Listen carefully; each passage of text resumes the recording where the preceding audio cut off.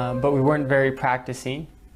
We would go to church just a few times a year for Christmas and Easter and the holidays. And God only existed on Sunday in church in my family and not outside of the church. And many American families are like this. I've always been a very logical thinker. And when I was about 11 or 12 years old and I started thinking for myself, I asked myself, does God exist? And this question I felt was pushed on me by a clash between science and religion, or rationality and religion in America. And I think that tradition goes back to the Christian church in Europe. And there were always issues between the Catholic Church and science and advancement. And when I compared what I saw in the Bible and what I knew of the Trinity and the other Christian beliefs compared to science and evolution and evidence, I leaned towards the side of science, and I chose not to believe in God. My first exposure to Islam was when my friend in high school became Muslim. And he's also my neighbor, Michael Dan. And when Michael became Muslim, he changed a lot. Before Islam, he was doing a lot of things that were messing his life up, and he was really going down the wrong path. And he became Muslim, and when he was only 15, and he changed, and he left a lot of the things he was doing, he picked up a lot of good habits. And I asked him, what forced you to change? What made you change and become like this? And he explained that he's Muslim now.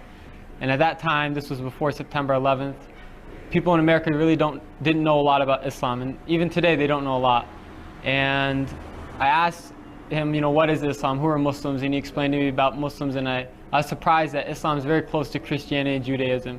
And it made a lot of sense to me that there's one God and there's prophets and messengers, but none of the prophets have divinity.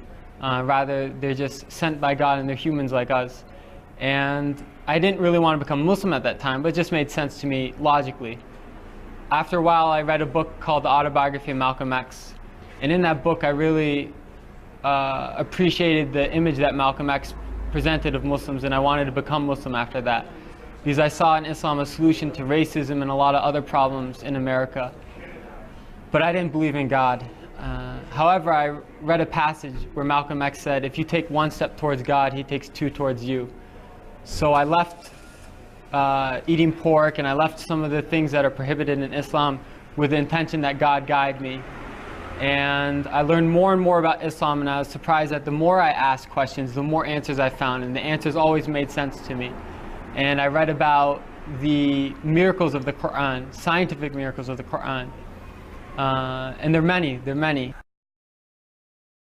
I'd like to add that Islam is the most beautiful thing in my life and the source of all goodness. It's a message that every soul finds tranquility with, and a sense of purpose and fulfillment and true happiness. And I encourage everyone to take a step towards God, and they'll find that God takes two steps towards them. Because this is a light from Allah. And any way you look at the light, it comes out to be true. And so if you ask questions and you prefer to look at it from science or from your soul or from people, go whichever way you want, and I'm sure that you will find that this is the message you've always been looking for.